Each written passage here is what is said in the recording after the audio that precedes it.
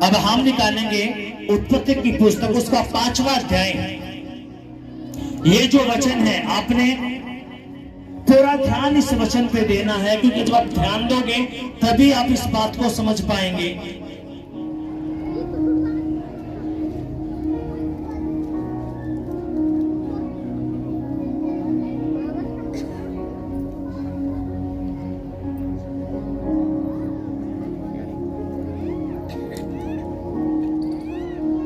इसके 1 से मैं पढ़ूंगा।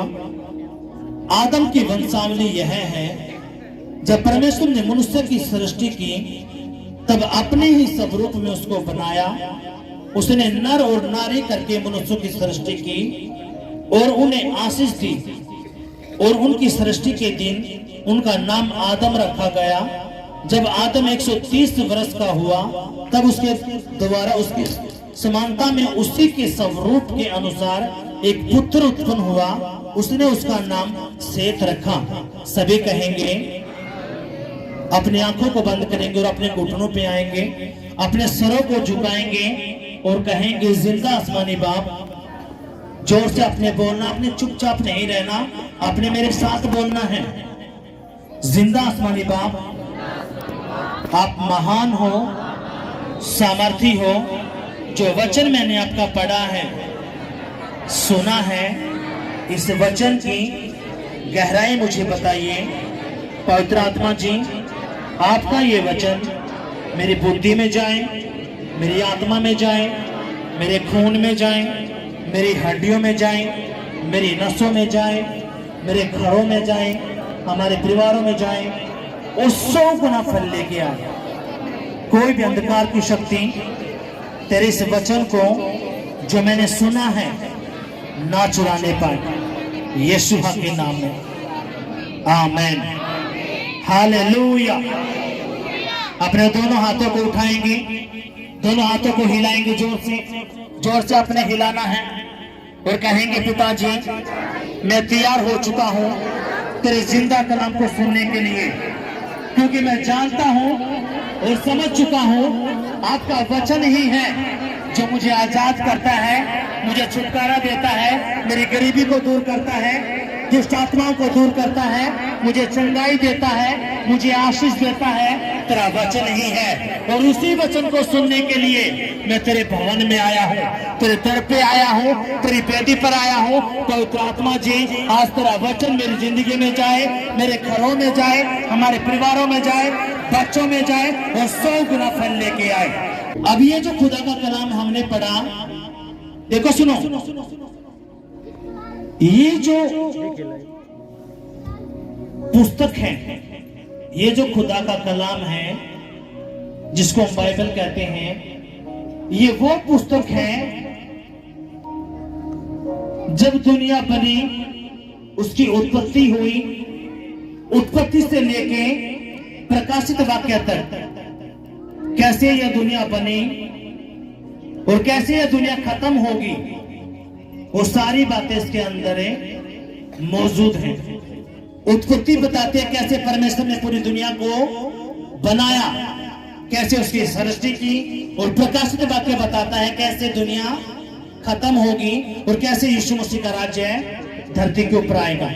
कितना समझ में आई है? आज हम जो सीखने वाले हैं, जो हम ये बातें जो खुदा का कलाम है करेंगे, अपने ध्यान देना है इस बातों की ओर। आपने वचन पढ़ा, आदम की वंशावली यह है, जब परमेश्वर ने मनुष्य की सृष्टि की तब अपने ही स्वरूप में उसको बनाया। किसको बनाया? इंसान को। किसने बनाया? परमेश्वर ने। कैसे बनाया? अपनी समानता और स्वरूप में। परमेश्वर को कोई 4 हाथ, 5 हाथ, 10 सर नहीं थे। जैसे हम हैं ऐसे ही परमेश्वर है। हम किसकी समानता में बनाए गए हैं? जैसे परमेश्वर है। परमेश्वर कौन? यीशु मसीह। उसको 2 हाथ हैं, 2 आंखें हैं। जैसा यीशु मसीह है उसने ऐसे ही हमें अपनी समानता स्वरूप में बना दिया। उसको कोई 4 हाथ, 10 सर, 3 सर, 2 हाथ, 4 आंखें नहीं है। जैसा यीशु मसीह है वैसे उसने हमें अपने समानता स्वरूप में बना दिया। उसने नर और नारी करके मनुष्यों की सृष्टि की और उन्हें आशीष दी और उनकी सृष्टि के दिन उनका नाम आदम रखा गया। जब आदम 130 वर्ष का हुआ, कितने वर्ष का? 130 वर्ष का। पहले 900 साल लोग जिंदा रहते थे, लेकिन अब ये उम्र घट के कितनी आ चुकी है? 80, 70, 80 साल। लेकिन बाइबल कहती है परमेश्वर ने ये उम्र कितनी कर दी? 120 साल। 120 साल तक इंसान 100 साल के भी इंसान जो जिंदा रहते हैं, 103 साल, 4 साल खूब, पर लेकिन मैक्सिमम 70-80 साल में ही लोग खत्म हो जाते हैं, है कि नहीं? कितनों के बात समझ में आई है? जब आदम 130 साल का हुआ, कितने साल का? तब उसके द्वारा उसकी समानता में उसी के स्वरूप के अनुसार एक पुत्र उत्पन्न हुआ। उसने उसका नाम सेत रखा। किसने रखा? आदम ने। उसका एक लड़का हुआ, उसका नाम क्या है? सेत। अब ये जो मैं बात आपको बताने वाला हूं, क्योंकि जब तक मैं ये बात आपको नहीं बताऊंगा, आपको ये बचाने नहीं समझ में आएगा। हालेलुया। अब हम इसके उत्पत्ति का 11 निकालेंगे। आपने ध्यान देने इस वचनों की तरफ। जो भी बाहर है उनका भी ध्यान खुदा के कलाम की तरफ रहेगा।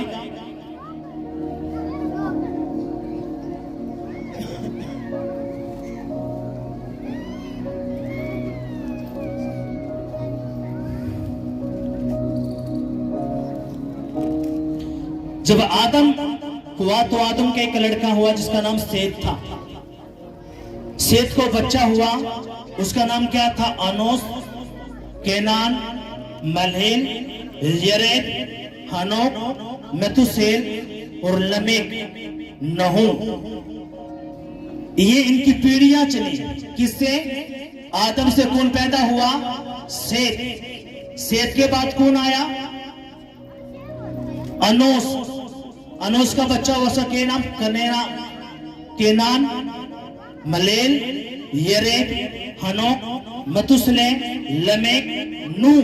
नू को 3 बच्चे हुए, सेम, हम, यपेत। ये जो मैंने वचन पढ़ा, ये उत्पत्ति 5 के ही मैंने पढ़ा है। अब 11 आप निकालेंगे। अब 11 से मैं आपको बताऊंगा ये क्या है। नू जो है किसकी पीढ़ी का है? आदम जो था वहां से आया निकल के।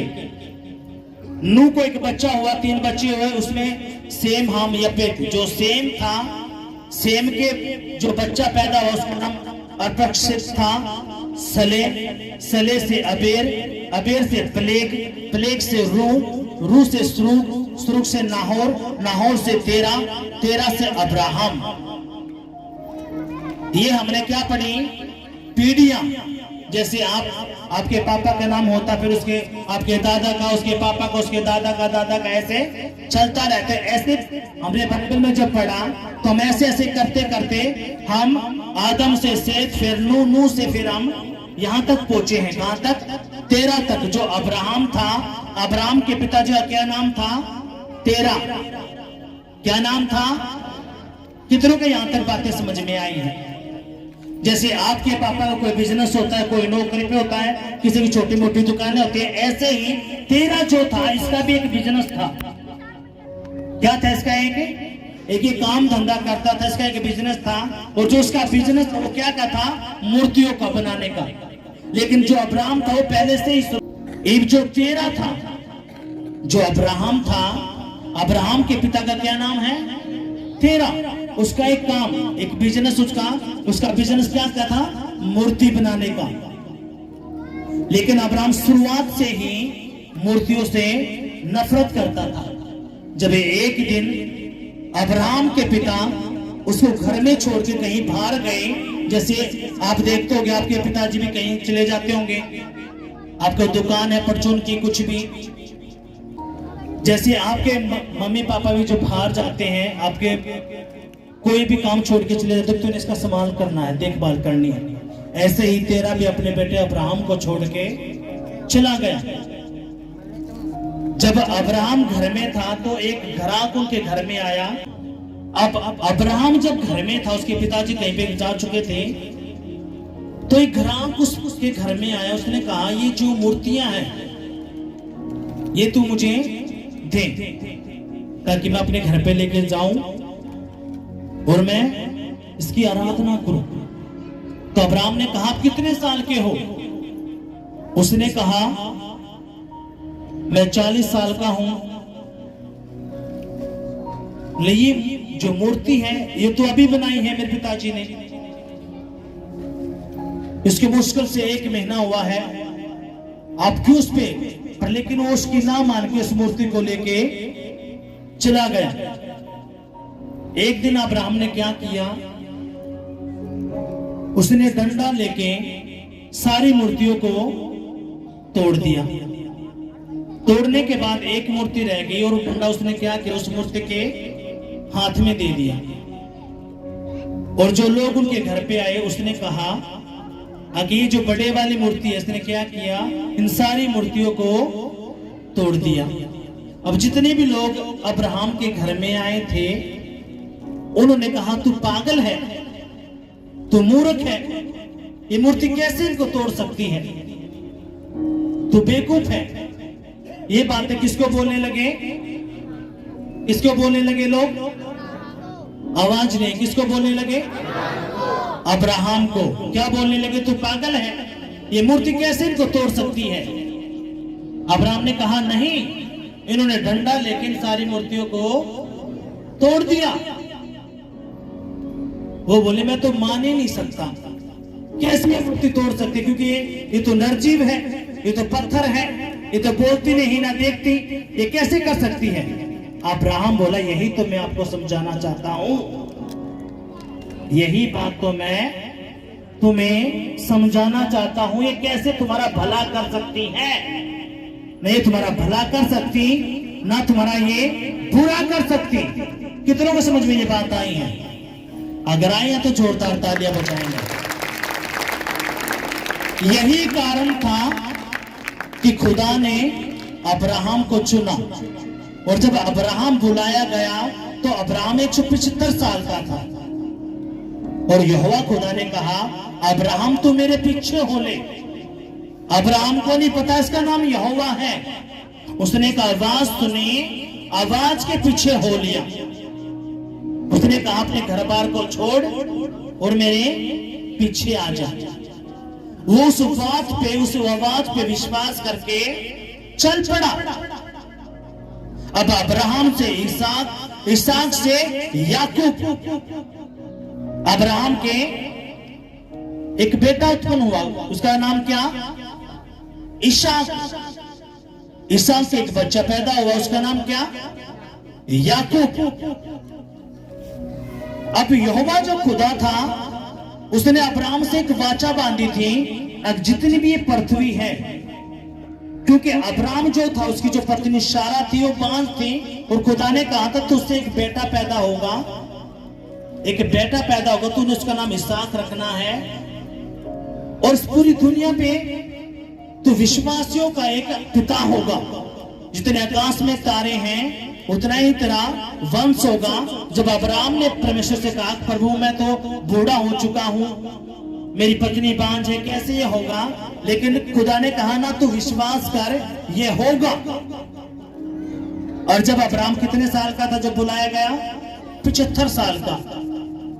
लेकिन यहोवा उससे प्रेम करता था। क्यों प्रेम करता था? क्योंकि उस शुरू से उसकी नजरों में था। किस लिए था? अब आपने ध्यान देना है, यशायाह की पुस्तक उसका 42वां अध्याय,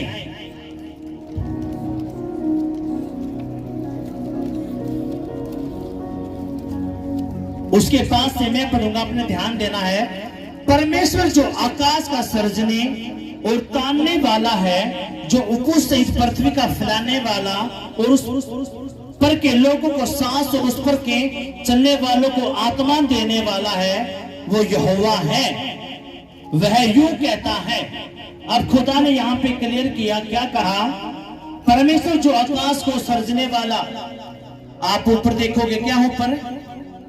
आकाश उसको किसने बनाया? यहोवा परमेश्वर ने, जिसका नाम क्या है? यीशु मसीह। उसने आकाश को क्या किया? सर्जा। आकाश का सर्जने वाला और तानने वाला है, जो ऊपर से पृथ्वी का फैलाने वाला। जिस पृथ्वी पे आप, धरती पे आप रहते हो, इसको किसने बनाया? उस जिंदा खुदा ने। और आगे क्या कहता परमेश्वर? उस पर के लोगों को सांस और उस पर के चलने वालों को आत्मा देने वाला यहोवा है। यानी कि जो आप पृथ्वी के ऊपर चलते फिरते हो, आपके अंदर जो सांस आप लेते हो, आपके अंदर जो आत्मा किसने दी है? यहोवा परमेश्वर ने, जिसका नाम क्या है? यीशु मसीह। कितनों की बात समझ में आई है? अगर आया तो अपने जोरदार तालियां बजानी। अब अब्राहम इस बात को जान चुका था। अब अब्राहम को इसहाक को याकूब का जो मतलब है वो धोखा देने वाला है। परमेश्वर ने जैसे अब्राहम से बात की, वैसे ही इसहाक से बात की, उसके बाद याकूब से बात की। जब परमेश्वर ने याकूब से बात की तो परमेश्वर ने याकूब को कहा कि जो तेरा नाम याकूब है, आज के बाद तेरा नाम याकूब नहीं रहेगा, आज से तेरा नाम इज़राइल रहेगा। क्यों? याकूब जो है, अब सुनो मेरी बात, जो नाम होते हैं लोगों के वो बहुत इफेक्टिव होते हैं। अगर कोई गरीबदास है, किसी का नाम गरीबदास है, तो गरीबे रहना है। क्यों? अब जैसे याकूब नाम था, याकूब का मतलब क्या है? धोखा देने वाला। परमेश्वर ने कहा आज से तेरा नाम याकूब नहीं इज़राइल होगा। क्या होगा? इज़राइल। इज़राइल का मतलब क्या? जिनके मन शुद्ध हैं। और जिनके मन शुद्ध हो किसको देखेंगे? परमेश्वर को। कितनों को समझ में ये बातें आई? अगर आपको आए तो अपने जोरदार तालियां बजानी है। अब खुदा ने वादे किए किसके साथ? अब्राहम से वादा किया, अब्राहम के बाद इसहाक से वादा किया, इसहाक के बाद इज़राइल, और इज़राइल से 12 लड़के पैदा हुए। कितने हुए? 12। 12 में जो लड़के 12 थे, 12 में एक का नाम यहूदा। यहूदा के उसमें से ही कौन निकला? यीशु मसीह। कितनों को समझ में ये बातें आई हैं? अब ये मैं क्यों बता रहा हूं आपको? क्योंकि यहोवा खुदा ने आपसे वादे किए हैं। वो क्या वादा किया है? अब अपने ध्यान से सुनना है। अब यशायाह नबी की पुस्तक उसका 41वां अध्याय, अपने ध्यान देना है इस वचन की तरफ। इसके आज से मैं पढ़ूंगा, अपने ध्यान से सुनना है। हे मेरे दास इज़राइल, हे मेरे चुने हुए याकूब, हे मेरे मित्र अब्राहम के वंश, तू जिसे मैंने पृथ्वी के दूर दूर देशों से लिया और पृथ्वी की छोर से बुलाकर यह कहा तू मेरा दास है, मैंने तुझे चुना है और तुझे छोड़ा नहीं। सभी कहेंगे आमीन। अब यहोवा खुदा ने जो वादा आपसे किया है, ये वादा किससे किया? खुदा ने अब्राहम से, अब्राहम के बाद इसहाक से, इसहाक के बाद याकूब से, जो इज़राइल है, उसके बाद जो इज़राइल उसका जो वंश है। वंश का मतलब, अब जो अब्राहम ने विश्वास किया किस पे? यहोवा खुदा पे। आपने भी विश्वास किया किस पर? किस पर? यीशु मसीह पर। जब अब्राहम के विश्वास करने से वो उसका परमेश्वर हो गया, और आपके भी विश्वास करने से वो आपका क्या है? परमेश्वर। और वो क्या कहता है? हे मेरे दास इज़राइल, हे मेरे चुने हुए याकूब। आप कौन हो? उसके चुने हुए लोग। खुदा ने आपको पृथ्वी की छोर तक लेके आया है, किसी को किसी गांव के अंदर से, शहर से, और वो आपको इकट्ठा कर रहा है। और वो आज आपसे बातें कर रहा है और क्या कहता है? हे मेरे मित्र अब्राहम के वंश, किसके वंश? अब्राहम के वंश।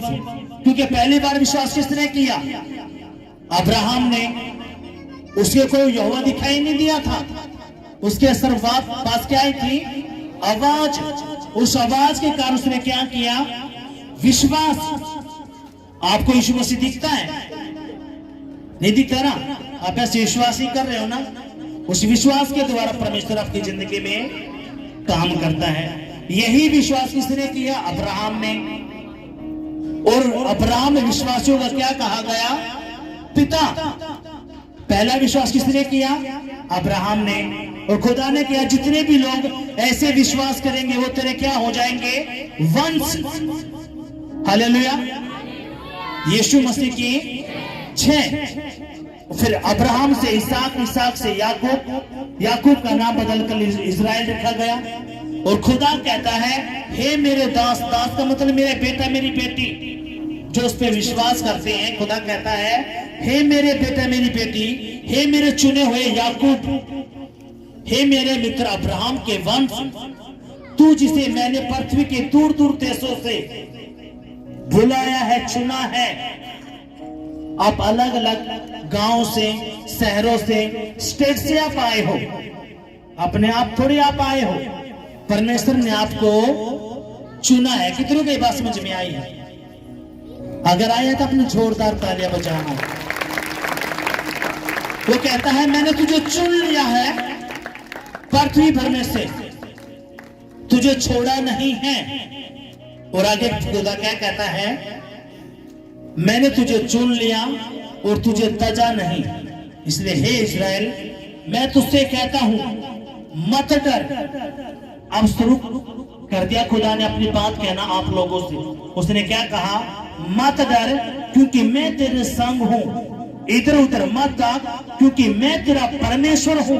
मैं तुझे दृढ़ करूंगा और तेरी सहायता करूंगा और अपने धर्मी दाहिने हाथ से मैं संभाले रहूंगा। ये बात किसके लिए है? किसके लिए ये बातें? आप लोगों के लिए। अगर आप इन बातों को नहीं समझोगे, सुनो, आपके जो पिताजी हैं, आपके पिता की जो वसीयत है, जो वसीयत है आपके पिताजी की, आपको पता ही नहीं होगा उस वसीयत के बारे में, आप राज कर लोगे? बताओ। अगर आपको पता है कि मेरे पिता के इतने खेत हैं, इतनी जमीन है और ये वसीयत है और मेरे पिता के बाद ये मेरी है, तभी तो आप उस पर राज कर पाओगे। अब खुदा ने बात करना शुरू की और वो आपको बता रहा है क्या? उसने कहा मत डर क्योंकि मैं तेरे संग हूं। इधर उधर मत ताक क्योंकि मैं तेरा परमेश्वर हूं। मैं तुझे दृढ़ करूंगा और तेरी सहायता करूंगा। क्या करूंगा? मैं तेरी सहायता करूंगा और तुझे दृढ़ करूंगा और अपने धर्मी दाहिने हाथ से मैं तुझे संभाले रहूंगा। ये किसकी बात है? जो आपका बाप है, जिसका नाम यहोवा खुदा है, वो आपको कहता है कि मत डर, मैं तेरे संग हूं। इधर उधर मत ताक, मैं तेरा परमेश्वर हूं। इधर उधर का मतलब क्या है? जैसे अब्राहम का पिता तेरा इधर उधर के चक्रों में रहता था, परमेश्वर कहता तूने इधर उधर नहीं ताकना। जैसे परमेश्वर एक है, पति एक है, वैसे ही पत्नी भी एक ही रहेगी, परमेश्वर भी एक ही रहेगा। तूने हजारों के चक्रों में नहीं आना। किधर को समझ में ये बातें? खुदा कहता है इधर उधर मत ताक, मैं तेरा परमेश्वर हूं जो तुझे अपने धर्मी दाहिने हाथ से संभाले रहता है। अब आप में से ही जो उसके असली बेटे हैं इस वचन को पकड़ लेंगे। जब मैं नया नया था, मुझे इतने वचन की नॉलेज नहीं थी। मैं एक चर्च में गया प्रभु के भवन में, और जब मैं प्रभु के भवन में गया, ये वचन जब मैंने पढ़ा देखा, मेरे दिल में उतर गया। उसी दिन से जो मुझे रात को डर लगता था, मैं पानी पीने भी नहीं जा सकता था, बाथरूम करने भी नहीं जा सकता था, जब ये वचन मैंने पढ़ा, सब यही लिखा हुआ था, मत डर मैं तेरे संग हूं, इधर उधर मत ताक, मैं तेरा परमेश्वर हूं। और मैं हैरान हो गया। उस वचन ने मुझसे बात करी और उसी दिन से मेरे दिल से वो डर निकल गया। आज यीशु मसीह वही डर जो आपके अंदर है आज निकालने के लिए जा रहा है। अगर वो फेलियर का डर है वो निकल जाएगा, बिजनेस ठप होने का डर है वो चला जाएगा यीशु के नाम में। हालेलुया। क्योंकि उसने कहा क्या, मत डर, मैं तेरे संग हूं, इधर उधर मत ताक, मैं तेरा परमेश्वर हूं। जितनी भी मेरी बहन मेरे भाई रात को डरते हैं, शैतान आपको आवाज ये देता है, आज से आपने समझ लेना है यहोवा खुदा आपसे बात कर रहा है। वो कह रहा है मेरे बेटे तुझे डरने की जरूरत नहीं है, क्योंकि मैं तेरा परमेश्वर हूं। मैंने तेरा धर्मी दाहिने हाथ पकड़कर मैं तुझे क्या करूंगा, संभाल के रखूंगा। अब आगे खुदा क्या कहता है, देख जो तुझसे क्रोधित होते हैं वे सब लज्जित होंगे। खुदा ने क्या कहा अपने लोगों के लिए, अगर जो तुझसे लड़ते हैं, गुस्सा करते हैं, नफरत करते हैं, तुझसे क्रोधित होते हैं, वो सब क्या हो जाएंगे, लज्जित। लज्जित का मतलब क्या, उसकी बेइज्जती होगी। अब यहाँ पे आपने गवाही सुनी, जो बहन थी उसने क्या कहा, जब मैं उस घर में रहती थी और जो दूसरी बहन थी वो क्या चाहती थी कि ये यहाँ घर को छोड़ के चले जाए और मैं ही पूरे घर में रहूंगी। लेकिन परमेश्वर ने क्या किया, उसी की बेइज्जती करके उसको उसी घर से बाहर निकाल दिया। हाँ कि नहीं? और वो बहन तो उस वचन को जानती भी नहीं। उस बहन को तो इस वचन का पता ही नहीं। वो तो सब क्या कहती है, यीशु तू सब कुछ करेगा, मेरा बाप सब कुछ करेगा, मेरा बाप सब कुछ करेगा। और उसके बाप ने पहले ही लिख रखा है क्या, हे इस्राएल, हे अब्राहम तेरा वंश। खुदा ने क्या कहा, मेरे बेटे मेरी बेटी मत डर, मैं तेरे संग हूं, इधर उधर मत ताक, मैं तेरा परमेश्वर हूं। ये बात सिर्फ उसी के लिए प्रभु लिख रहा है जो इधर उधर नहीं ताकते, जिसके हजार परमेश्वर के चक्रों में है। अखा मैं इधर भी जाऊंगा, उस पत्थर के उस पेड़ के नीचे इधर उधर घूमने वाला है, उसके लिए बात नहीं है। ये बात सिर्फ उसी के लिए है जिसने अपने दिल में एक बात उतार ली है, परमेश्वर ही मेरा पिता है, मैं उसका बेटा हूं, बेटी हूं, मैं उसको नहीं छोड़ने का, मैंने हजारों के चक्रों में नहीं रहना, मैंने एक ही परमेश्वर के उसमें रहना है। ये बातें उसी के लिए है। हमारे पास फोन आया, अब उनके सवाल है, हम प्रभु में भी आ गए, हमें कोई आराम नहीं हो रहा। उनसे पूछा गया आपको कितने दिन हो गए, उन्होंने कहा इतने दिन। आपका प्रार्थना कैसे करते हो, उन्होंने कहा हम ये भी करते हैं वो भी करते हैं। तो भूल जाओ, ये नहीं होने का। आप परमेश्वर के पास आए हो तो अपने एक ही बाप बनाना है, आप हजार बाप नहीं बना सकते। आप सब्जी लेने के लिए जाते हो, आप टमाटर या आलू या प्याज आप खरीदते तो आप छाट छाट के लेते हो कि नहीं लेते, या सभी गले बोले चलो भाई लेके चलेंगे। जब परमेश्वर की बारी आती है तो आप क्यों सचेत नहीं होते। आपने समझना है, अपनी बुद्धियों को खोलना है। और खुदा ये बातें किसके लिए बोल रहा है, उसने कहा देख जो तुझसे क्रोधित हैं, जो तुझसे गुस्सा होते हैं, जो तुझसे नफरत करते हैं, मैं उनकी बेइज्जती करूंगा। किसके शब्द हैं ये, बोलो हमारे बाप के। वो क्या कहे, मैं उसकी क्या कर दूंगा, बेइज्जती। किसकी, जो तेरे तक गुस्सा करा है, नफरत करा है, जो तुमने परेशान करा है, मैं उसमें क्या करूंगा, उसकी बेइज्जती करूंगा। और हमने आज गवाही सुनी, वह बहन के सोचे थी इसने बुढ़िया ना लेते हैं, निकाल दोगे पूरे घर पे मैं कब्जा कर लूंगी। लेकिन परमेश्वर ने क्या करा, उसी को ही निकलवा दिया। हालेलुया। निकलाया क्या नहीं निकलवाया, उसने गवाही दी। और परमेश्वर ने क्या किया, उसी को। और उस बहन को तो पता भी नहीं, उसके बाप ने पहले ये वचन लिख रखा है। क्या? देख, जो तुझसे क्रोधित हैं वे सब लज्जित होंगे, जो तुझसे झगड़ते हैं उनके मुंह काले होंगे। आपने समझना है क्या कहता है? जो तुझसे झगड़ते हैं उनके मैं क्या कर दूंगा? मुंह काले। वो चाहे आपके घर के लोग हैं, चाहे वो पड़ोसी हैं, चाहे वो रिश्तेदार हैं, अगर वो आपसे झगड़ते हैं, आपसे गुस्सा करते हैं, तो उनकी बेइज्जती होने के लिए आप रेडी रहो। परमेश्वर ने कहा उनकी बेइज्जती होगी, उनके मुंह काले होंगे। क्या होंगे?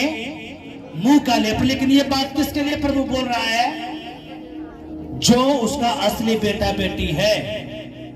उसने कहा ना तूने दाएं मुड़ना ना तूने बाएं मुड़ना, तूने इधर उधर नहीं ताकना, तूने एक ही परमेश्वर पे अपना ईमान लेके आना है। ये सिर्फ उस भाई बहन के लिए वचन है जिसने यीशु को अपना उद्धार करता, अपना असली परमेश्वर स्वीकार कर लिया। प्रभु तेरे बाद में सारे जगह घूम के मैंने देख लिया, अब तेरे बाद मैंने कहीं नहीं जाना, तू ही मेरा परमेश्वर है, तू ही मेरा बाप है और मैं तेरी बेटा बेटी हूँ। ये बात सिर्फ उसी के लिए है। और ये जो वचन आज खुदा ने दिया है, मैंने इसलिए उत्पत्ति से लेकर अब तक आपको बताना मैंने शुरू किया है ताकि आपको सारा समझ में आए। क्योंकि अब्राहम कौन? एक अन्य जाति जैसे आप लोग हो, लेकिन अब्राहम ने विश्वास के द्वारा यहोवा का ध्यान खींच लिया। आपने भी क्या करना? उसका ध्यान खींचना है। हालेलुया, यीशु मसीह की जय। अगर आपने उसका ध्यान खींच लिया, ध्यान कैसे खींचते हो आप? जब आप उसके वचन पर चलते हो। आपको पता चला परमेश्वर ने कहा आपने ना लड़ाई करना, ना झगड़ा करना, ना ठट्टा करना, ना कोई व्यभिचार करना, ना कोई नशा करना, ना कोई झूठ बोलनी, ना कोई अपने ऐसा काम तो करना है जो परमेश्वर मना करता है। आप जैसे उस पे खड़े हो जाते हो तो परमेश्वर देखता है हाँ ये मेरा बेटा, असली वाला बेटा मेरा बन चुका है। हालेलुया, यीशु मसीह की जय। उसने कहा जो तुझसे झगड़ते हैं उनके मुंह काले होंगे और वे नष्ट होकर मिट जाएंगे। परमेश्वर क्या कहता है? उनके मुंह काले होंगे और वो नष्ट होकर मिट जाएंगे। अब आपने ये नहीं करना, आप कहीं प्रार्थना करके करना जो प्रभु उसको मार दे, उसको नष्ट कर दे, प्रभु तूने बोल रखा है। आपने ये नहीं करना, आपने बस परमेश्वर के हाथों में सौंपना है। आपने कहना परमेश्वर तू दे, मैं कुछ नहीं, परमेश्वर अपने आप देख लेगा। हाँ कि नहीं? अब खुदा क्या कहता है? वे नष्ट होकर मिट जाएंगे। जो तुझसे लड़ते हैं उन्हें ढूंढने पर भी तू ना पाएगा। खुदा क्या कहता है? जो तुझसे लड़ते हैं, झगड़ते हैं, उनको नष्ट कर दूंगा और जब तू ढूंढने जाएगा ना उनको, वो तुझे नहीं मिलने के, वो क्या हो जाएंगे? गायब। यीशु मसीह के नाम में आपके सारे के सारे दुश्मन गायब हो जाएंगे। वो बीमारी का दुश्मन, कर्जों का दुश्मन, वो फेलियर का दुश्मन यीशु मसीह के नाम में गायब हो जाए, गायब हो जाए यीशु के नाम में। आमीन, हालेलुया। उसने कहा जो लड़ते हैं झगड़ते हैं उनको नष्ट कर दूंगा और तेरे ढूंढने पर भी वो तुझे नहीं मिलेंगे। यहाँ पे उस भाई ने गवाही दी, किसी के साथ झगड़ा हुआ और उन्होंने कहा पुलिस केस करेंगे, और बात इतनी बढ़ गई थी, उसकी बहन ने गवाही दी कि हम उसको गोली मारेंगे। लेकिन उसकी बहन ने वचन सुनाया, प्रार्थना करवाई, दूसरे ही हफ्ते में वो सारा मामला रफा दफा कर दिया। अब ये रफा दफा करने वाला कौन है? जिंदा परमेश्वर। कितनों के समझ में ये बात आई है? अगर आए हैं तो जोरदार तालियां बजाएंगे। प्रभु ने कहा जो तुझसे लड़ते हैं झगड़ते हैं उनको नष्ट कर दूंगा और तेरे ढूंढने पर भी वो तुझे नहीं मिलेंगे। आगे प्रभु क्या कहता है? जो तुझसे युद्ध करते हैं वे नष्ट होकर मिट जाएंगे, क्योंकि मैं तेरा परमेश्वर यहोवा तेरा दाहिना हाथ पकड़कर कहूंगा मत डर, मैं तेरी सहायता करूंगा। कितनी बड़ी बात है। क्या कहता है? मैं तेरा दाहिना हाथ पकड़कर तुझसे कहूंगा मत डर। क्यों? क्योंकि मैं तेरे साथ हूं। ये छोटी बात है। जो स्वर्ग और पृथ्वी का परमेश्वर है वो आपसे कह रहा है, हे मेरे बेटा मेरी बेटी, तुझे किससे भी डरने की जरूरत नहीं है। जो तुझसे क्रोधित होते हैं, जो तुझसे लड़ते झगड़ते हैं, जो तुझसे गुस्सा करते हैं, मैं उनकी बेइज्जती करूंगा, उनके मुंह काले करूंगा, मैं उनको मिटा दूंगा, उनको नष्ट कर दूंगा। और तुझे ढूंढने पर भी तुझे नहीं मिलेंगे, क्योंकि मैं तेरा परमेश्वर यहोवा हूं। मैं तेरा दाहिना हाथ पकड़कर तुझसे कहूंगा मत डर, मैं तेरे संग हूं। कितनी बड़ी बात है ये। यहोवा खुदा आपको बोलता है अब तुझे डरने की जरूरत नहीं है। आपके बच्चे पढ़ाई करते हैं तो उनको समझना चाहिए अगर उनका हाथ किसने पकड़ रखा है? परमेश्वर ने। वो फेलियर नहीं देख सकते। अगर आपका बिजनेस है, आपका हाथ किसने पकड़ रखा है? यहोवा परमेश्वर ने। आपका बिजनेस कभी फेल नहीं हो सकता। बिजनेस फेल किसके होते हैं? जो इधर उधर देखते हैं।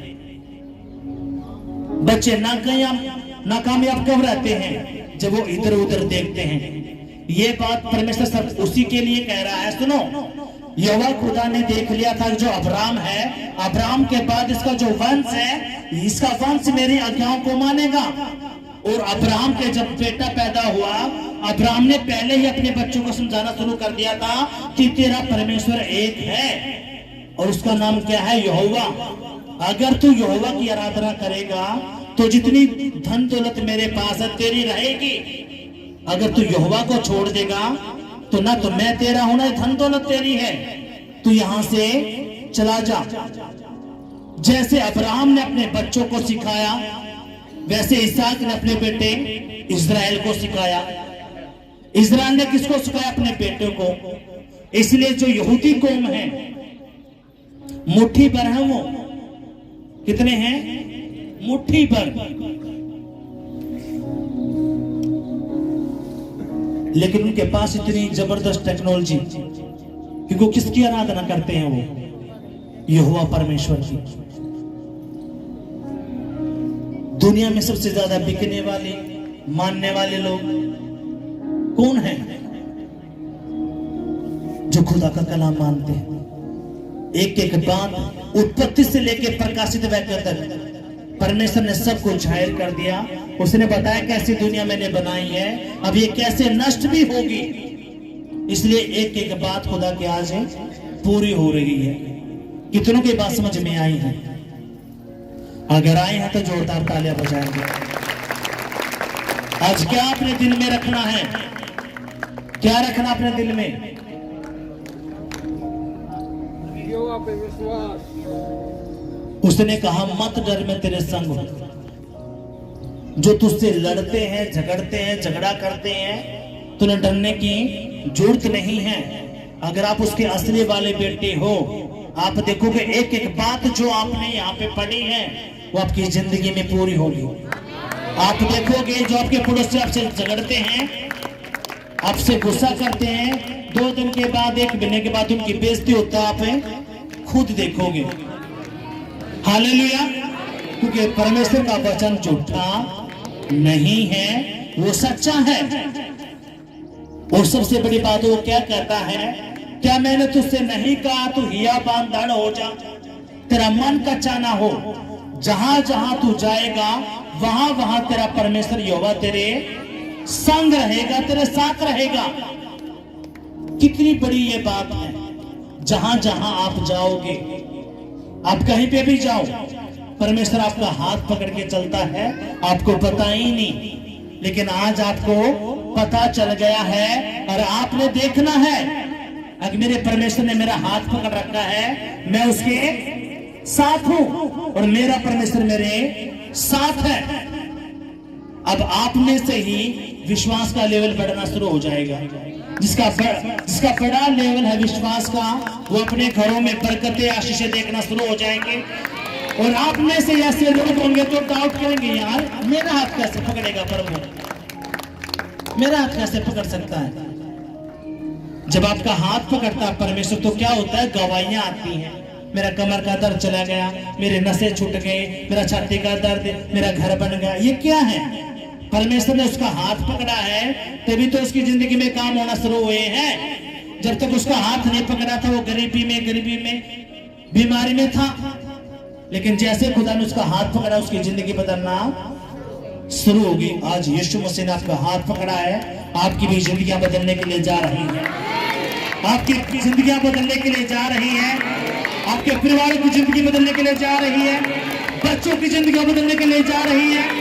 और आपका हर दुश्मन, आपका हर एक एनिमी जो आपको लड़ाई में, झगड़े में, नशे में आपको रखता है, यीशु ने कहा मैं उसको मिटा दूंगा, उसको नष्ट कर दूंगा। यीशु के नाम में आपका हर एनिमी नष्ट हो जाए। जो बीमारी का एनिमी है, लड़ाई झगड़े का एनिमी है, व्यभिचार का एनिमी है, यीशु के नाम में वो नष्ट हो जाए और आप एक नई जिंदगी पाके जाए यीशु के नाम में। हालेलुया। यीशु मसीह की जय।